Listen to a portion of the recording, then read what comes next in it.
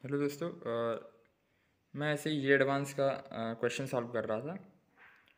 तो ये मतलब पुराने क्वेश्चंस 1997 का, ये जो आपको दिख रहा है 86 नंबर वाला। तो ये क्वेश्चन मुझे काफ़ी सही लगा। मतलब बहुत लोगों के लिए इजी हो सकता है, पर मुझे इसका कॉन्सेप्ट काफ़ी अच्छा लगा। मतलब मुझे तो काफ़ी टाइम लगा इसको सॉल्व करने में, क्योंकि जनरली हम लोग जब सॉल्व करते हैं तो प्योर रोलिंग या कोई सा भी क्वेश्चन अगर स्लाइडिंग वाला हो, तो अगर रोलिंग भी हो रहा है तो डायरेक्ट हम लोग ऐसे क्वेश्चन सॉल्व करते हैं जो जिसमें एकदम से मतलब क्वेश्चन स्टार्ट होते ही t=0 से ही रोलिंग स्टार्ट हो रहा है, तो उसका तो कैलकुलेशन करना ईजी होता है। क्योंकि उस तरह के रेफरेंस वाले सवाल हम अपने मतलब एग्जाम्पल्स में जब थ्योरी पार्ट पढ़ते हैं तो भी करे होते हैं। पर ये काफ़ी इंटरेस्टिंग है, क्योंकि इसमें कुछ टाइम बाद आपका प्योर रोलिंग स्टार्ट हो रहा है। मतलब पहले हमने क्या था यहाँ पे डिस्क है ना, तो डिस्क को पहले हमने मतलब v0 वेलोसिटी दिया, उसके काफ़ी मतलब t=t0 पे वो प्योर रोलिंग स्टार्ट कर रहा है। फिर उससे रिलेटेड क्वेश्चन पूछा है, जिसका कॉन्सेप्ट काफ़ी सही है। अगर आप चाहें तो, अगर वैसे तो वीडियो कोई देखेगा नहीं है, पर जो भी देख रहा है वो चाहे तो पहले इस वीडियो को पॉज कर सकता है और उसके बाद फिर इसको खुद सॉल्व करे। मतलब काफ़ी सही है। मतलब अगर आप सॉल्व कर लेते तो आपके मतलब आप ये समझ सकते हैं आपका ग्रिप बहुत अच्छा है रोटेशन मोशन में। हाँ, तो मैंने कैमरा का एंगल चेंज कर दिया है। बाकी हम आते हैं क्वेश्चन सॉल्व करने पे, ठीक है। तो ये क्या था, वैसे आप ना एक बार बैक जाइएगा, अगर आपको क्वेश्चन में क्या दिया हुआ क्या नहीं वो पता करना है। अब तो मैं स्टार्ट कर रहा हूँ, पीछे जाके आप देख लीजिएगा कि क्या दिया हुआ। अगर आप बाकी आपको तो सॉल्व करना चाहिए था खुद से एक बार। हाँ, तो दिया हुआ था कि ये वी नॉट से स्टार्टिंग इनिशियली जा रहा है और t=t0 पे ये प्योर रोलिंग करने लगा। अभी यहाँ पे स्लाइडिंग कर रहा है और सरफेस का फ्रिक्शन कोफिशिएंट म्यू दिया हुआ है, इसका मास m दिया हुआ है, रेडियस r दिया हुआ है, इतना चीज दिया हुआ है। अपने को क्वेश्चन में जब ये प्योर रोलिंग करने लगा उस टाइम की वेलोसिटी निकालनी है और t0 की वैल्यू क्या है वो निकालनी है। और भी चीज निकालना है कि वर्क डन, वो सब तो बाद की बात है, वर्क डन बाय फ्रिक्शन वगैरह निकालना है। पर ये दोनों मेन काम हो गया तो फिर और सब सवाल और सब चीज हो जाएगा। अच्छा, मैं एक जनरल टिप ऐसे दे दूं, अगर जो इस वीडियो को देख रहे हैं, जैसे फिजिक्स आपको अगर सॉल्व करना चाहिए तो मैं देखता हूँ बहुत लोग जैसे फिजिक्स सॉल्व करने हैं, इजी क्वेश्चन सॉल्व करने हैं, तो वो ऐसे पढ़ते हैं कि अच्छा चलो इस चैप्टर में 9-10 ये जितने भी चलो 12 फार्मूले हैं, तो वो कुछ भी ऐसे जैसे तलवार नहीं चलाते आंख बंद करके, कुछ भी ये फार्मूले लगाएंगे इधर उधर से, फिर आंसर आ गया, हाँ भाई हो गया हो गया। उस तरह आपको नहीं, फिजिक्स में आपका ये फोकस नहीं होना चाहिए ज़्यादा कि आंसर आ गया कि क्या आ गया। मतलब आप कैसे सोच रहे हैं, अगर आपने ये मतलब सही सोचना सीख लिया फिजिक्स में, मतलब अप्लाई करना, तो फिर आपका काम बन जाएगा। फिर अगर आपका आंसर भी नहीं उतने अच्छे से आ पा रहा है या तो आप अंत तक नहीं पहुंच पा रहे, लेकिन आप स्टार्टिंग जब क्वेश्चन स्टार्ट किया उस समय आपको सही सोचना बहुत ही इंपॉर्टेंट मतलब फैक्टर है क्वेश्चन सॉल्व करने का, फिजिक्स का एक अच्छा क्वेश्चन सॉल्व करने का।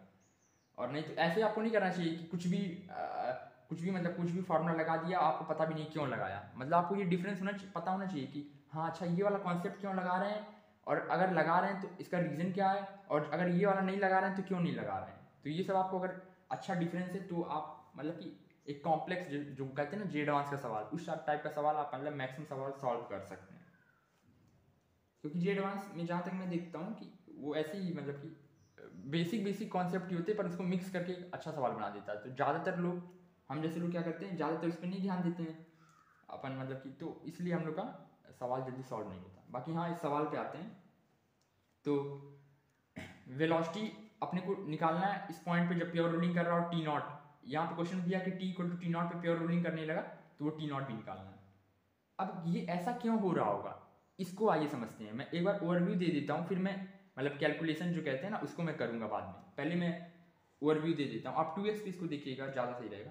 तो देखो इनिशियली क्या हो रहा है, क्योंकि ये v0 से जा रहा है, फ्रिक्शन मैक्सिमम जो लग सकता है म्यू नॉर्मल होता है, नॉर्मल लगेगा mg, तो म्यू mg फ्रिक्शन मैक्सिमम लग सकता है। फ्रिक्शन मैक्सिमम लगेगा भी, क्यों लगेगा, क्योंकि ये आगे जा रहा है, फ्रिक्शन तो चाहता है रिलेटिव मोशन ना हो, और लेकिन रिलेटिव मोशन हो रहा है तो भी फ्रिक्शन जितना आप उसके पास जितना कैपेबिलिटी है अपना फोर्स लगाने का, उस रिलेटिव मोशन को रोकने का, वो ट्राई करेगा। तो एफ मैक्स मैक्सिमम लगेगा म्यू mg। इसी एफ मैक्स की वजह से एक टॉर्क आएगा जो कि एक अल्फा प्रोड्यूस करेगा, और वो अल्फा की वजह से ओमेगा आएगा। अब क्या होगा, इस टाइम तक समय के साथ साथ, अब ये पॉइंट मानते हैं, ये पॉइंट पी मानते हैं, अब इसके ऊपर हम लोग नजर बनाते हैं, ठीक है। वेलोसिटी ऑफ सेंटर ऑफ मास की वजह से इसका वेलोसिटी v0 है, और ओमेगा की वजह से समथिंग ओमेगा आर होगा। समय के साथ क्या होगा, अल्फा के कारण ओमेगा बढ़ता रहेगा और फ्रिक्शन के कारण वेलोसिटी घटता रहेगा, ठीक है। तो कुछ समय बाद मतलब समझो T equal to T not पे आ जाते हैं। T equal to T not पे क्या होगा, ये जो पॉइंट पी है इसका कुछ वेलोसिटी घट के वी हो गया होगा, वी की वैल्यू वी नॉट से कम ही होगी पक्का। जब आप फाइनल सॉल्व करेंगे अगर वी की वैल्यू वी नॉट से ज़्यादा आ रही है मतलब आपने गलत सॉल्व किया है, क्योंकि फ्रिक्शन पीछे की तरफ लग रहा है तो वेलोसिटी घटाएगा। और कुछ टाइम बाद ये समझ लो ओमेगा आर हो गया, और इसी टाइम पे क्या हो रहा होगा, V equal to omega R हो रहा होगा। तभी अब V equal to omega R एक बार होने लगा, प्योर रोलिंग स्टार्ट हो गई, अब फ्रिक्शन एक्ट करना बंद कर देगा, क्योंकि फ्रिक्शन तो सिर्फ रिलेटिव मोशन स्टॉप करता है, उसको ये नहीं मतलब कि कौन चल रहा कौन नहीं, बस वो रिलेटिव मोशन स्टॉप करेगा। और फ्रिक्शन दो पॉइंट के कांटेक्ट पे लगता है, इस कांटेक्ट पॉइंट पे क्या हो रहा है, ये जो डिस्क है उसका कोई रिलेटिव मोशन है ही नहीं, और ये सरफेस भी रेस्ट पे है, और v इक्वल टू ओमेगा हो गया, तो इस पॉइंट का भी मोशन समझ लो एक तरह से रेस्ट पे है, फ्रिक्शन को लगेगा तो फ्रिक्शन एक्ट करना स्टॉप कर जाएगा, बस यही काम हमारा हो गया। और अपने को जो निकालना था क्वेश्चन में वर्क डन बाय फ्रिक्शन, तो बस इसी दोनों पॉइंट के बीच में अपने को वर्क डन निकाल देना है, क्योंकि बाद में तो फ्रिक्शन लग ही नहीं रहा है, क्योंकि एक बार रिलेटिव मोशन जब स्टॉप हो गया मतलब कि प्योर रोलिंग होने लगा तो फ्रिक्शन कहाँ लगेगा, तो बस यही अपने को काम करना है। अगर आप समझ थोड़ा सा आपको लग रहा है कि क्या कहा मैंने तो एक बार और वापस आप देख लीजिएगा, बाकी अब हम सॉल्व करते हैं क्वेश्चन को, ठीक है। तो ये जा रहा था v equal to we not से, फ्रिक्शन लग रहा है मैक्सिमम म्यू एम जी, ये t इक्वल टू 0 की बात चल रही है, और फ्रिक्शन लग रहा है म्यू एम जी, ठीक है। इसकी वजह से एक अल्फा प्रोड्यूस हुआ। अब इसका टॉर्क निकाल लेते हैं फ्रिक्शन का। Torque of friction is equal to I about centre of mass disc है तो M R square by 2 alpha, और टॉर्क कितना है F R is equal to M R square by 2 alpha.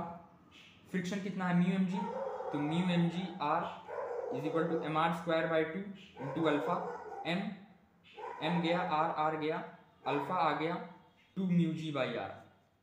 ये अल्फा अगर आप देखें तो 2 म्यू जी सब क्वेश्चन में दिया हुआ है, तो अल्फा अपने को मिल गया है, ठीक है। और एक और चीज निकाल लेते हैं, एक्सीलरेशन निकाल लेते हैं, ठीक है,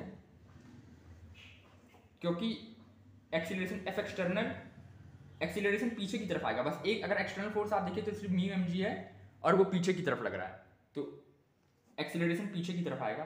F external is equal to mass of disc into acceleration, F external कितना है mu M G into M A, अरे सॉरी म्यू एम जी, तो एम गया तो एक्सीलरेशन आ गया म्यू एम जी पीछे की तरफ। अब देखो दो काम हो गया, ये अल्फा इस डिस्क का ओमेगा बढ़ाएगा, ये एक्सीलरेशन इस डिस्क का वेलोसिटी घटाएगा। एट सम पॉइंट ये वी नॉट घटते घटते ओमेगा आर के बराबर हो जाएगा, उसी पॉइंट पे प्योर रोलिंग स्टार्ट हो जाएगा। ये चीज आपका क्लियर हो गया, ठीक है। अब आते हैं इसके आगे सॉल्व करते हैं, एक मिनट। तो एक आपने इक्वेशन देखा होगा, omega final is equal to omega initial plus alpha T. मैं इस पॉइंट का, ये जो पॉइंट था यहाँ का ओमेगा मतलब कि ओमेगा मान रहा हूँ कि ओमेगा से घूमने लगा और वेलोसिटी भी हो गया होगा, ठीक है। ये आपको याद रखना है कि मैं ये यहाँ पे कंसिडर किया हूँ। तो ओमेगा फाइनल क्या हो गया, मैं इसी दोनों पॉइंट के बीच में ये इक्वेशन लगाऊंगा, ठीक है। तो ओमेगा फाइनल ओमेगा हो गया, ओमेगा इनिशियल 0 था, अल्फा क्या था 2 म्यू जी बाई आर, और ये दोनों पॉइंट के बीच का टाइम कितना था क्वेश्चन में दिया हुआ था, t इक्वल टू 0 से t equal to T naught, ठीक है। तो टी नॉट और omega is equal to 2 mu G by R T naught, ये इक्वेशन एक और। अच्छा इस पॉइंट पे आते आते v equal to omega R हो गया होगा ना t equal to T not पे, क्योंकि प्योर रोलिंग हो ही रहा है। तो मैं अगर t equal to T naught तक का इक्वेशन लगाऊं तो ये लिख सकता हूँ ना, ओमेगा की जगह v by R equal to 2 mu G by R T naught, v equal to 2 mu G T naught, equation second. Equation second कर दिया v equal to 2 mu ji T. अब एक और इक्वेशन जो वेलोसिटी का हम लोग लगाते थे बचपन में, velocity final is equal to velocity initial plus acceleration into time. इस पॉइंट पे वेलोसिटी फाइनल कितना हम लोग माने v, velocity initial v naught था, एक्सीलरेशन यहाँ पे हम लोग देखिए म्यू जी निकाले थे, पीछे की तरफ एक्सीलरेशन लग रहा था तो एक्सीलरेशन निगेटिव रखेंगे, माइनस म्यू जी, टाइम कितना था t नॉट, ठीक है। ये इक्वेशन हो गया थर्ड। अच्छा इसकी वजह से वेलोसिटी कितना आया ये देख लीजिए, ये सेकंड का जो वेलोसिटी आया वो यहाँ पे रखिए, तो 2 mu G T naught is equal to we naught minus mu G T naught, इधर पे गया 3 mu ji t t naught is equal to we naught, t naught is equal to we naught by 3 mu g. आपको देखिए question में time पूछा था, अगर आप पीछे जाके देखिए क्वेश्चन को फिर से, तो क्वेश्चन में टी नॉट पूछा था, टी नॉट की वैल्यू आ गई वी नॉट बाई 3 म्यू जी। अब वैल्यू कैसे देखिए, वी नॉट भी क्वेश्चन में फिक्स था और म्यू भी फिक्स है, जी भी फिक्स है, तो टी नॉट आ गया। अपने को इस पॉइंट पे वेलोसिटी भी निकालनी है फाइनल पॉइंट पे, तो v is equal to 2 mu ji, T naught था तो 2 म्यू जी, टी नॉट की जगह रख दें वी नॉट बाई 3 म्यू जी, तो वेलोसिटी फाइनल आ गई 2 वी नॉट बाई 3। ये अपनी वेलोसिटी फाइनल आ गई, टाइम फाइनल भी आ गया, वेलोसिटी फाइनल भी आ गया। अगर आप पीछे जाके देखें तो क्वेश्चन में पहले पार्ट में यही पूछा था, calculate the velocity of the centre mass disc at T naught, तो वेलोसिटी तो आ गया, और दूसरे पार्ट में टाइम पूछा था टी नॉट, और फिर ये भी पूछा था कि वर्क डन कितना होगा फ्रिक्शन की तरह। तो इस दोनों पॉइंट के बीच में ही फ्रिक्शन लगा है, तो इस दोनों के पॉइंट के बीच में वर्क डन होगा। अच्छा यहाँ पे कोई और फोर्स लग ही नहीं रहा, सिर्फ फ्रिक्शन लग रहा है, तो work done by friction force equal to change in kinetic energy. Kinetic energy initial ज़्यादा होगा, काइनेटिक एनर्जी फाइनल कम होगा, क्योंकि फ्रिक्शन एक डिसिपिएटिव फोर्स है, मतलब वो एनर्जी रिलीज करवाता है, तो काइनेटिक एनर्जी पहले ज़्यादा होगा बाद में कम होगा। काइनेटिक एनर्जी इनिशियली सिर्फ ये इनिशियली आप काइनेटिक एनर्जी आप लिख दीजिए और फाइनल लिख दीजिए इनिशियल। अब इसमें देखिए ये ट्रांसलेशन मोशन प्लस रोटेशन दोनों हो रहा ना, जिसमें आप जो half M V square plus half I omega square दोनों लगाइएगा। लेकिन इनिशियली क्या हो रहा, ओमेगा से घूमी, मतलब ओमेगा इसकी जीरो है तो इसमें तो half M V square, finally लेकिन ओमेगा से घूम भी रहा है तो दोनों आप लगाएंगे। उसके बाद जो इसका सबट्रैक्ट करके जो निकालेंगे तो वो आ जाएगा वर्क डन बाई फ्रिक्शन। बस आपका क्वेश्चन सॉल्व हो गया।